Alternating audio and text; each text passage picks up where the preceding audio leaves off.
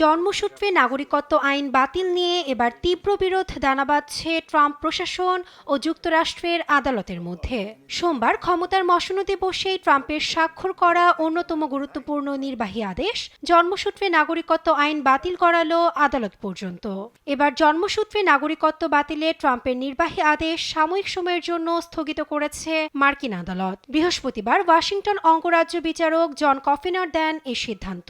ট্রাম্পের নির্বাহী আদেশকে স্পষ্টভাবে অসাংবিধানিক আদেশ বলেও মন্তব্য করেন বিচারক। ফলে ট্রাম্পের আদেশটি কার্যকর হওয়া 14 দিনের জন্য স্থগিত থাকবে। এটি একটি দেশব্যাপী আদেশ।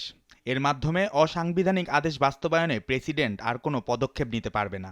সোমবার প্রেসিডেন্ট ট্রাম্পের এ সংক্রান্ত নির্বাহী আদেশ জারির পর যুক্তরাষ্ট্রের 4টি অঙ্গরাজ্য ওয়াশিংটন, অ্যারিজোনা, ইলিনয় ও ওরেগন থেকে মামলা দায়ের করা হয়। আমরা রোমাঞ্চিত যে আদালত এই অভিযোগকে যথেষ্ট গুরুত্ব সঙ্গে নিয়েছে।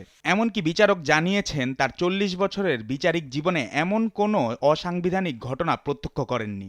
এ সংক্রান্ত 5টি মামলা চলমান রয়েছে, যা যুক্তরাষ্ট্রের 22টি অঙ্গরাজ্য, 2টি শহর ও নাগরিক অধিকার রক্ষায় সোচ্চার বেশ কয়েকটি সংগঠন দায়ের করে। অন্যদিকে বৃহস্পতিবার ওভাল অফিসে সাংবাদিকদের এক প্রশ্নের জবাবে প্রেসিডেন্ট ডোনাল্ড ট্রাম্প জানান তার প্রশাসন এ সিদ্ধান্তের বিরুদ্ধে আপিল করবে।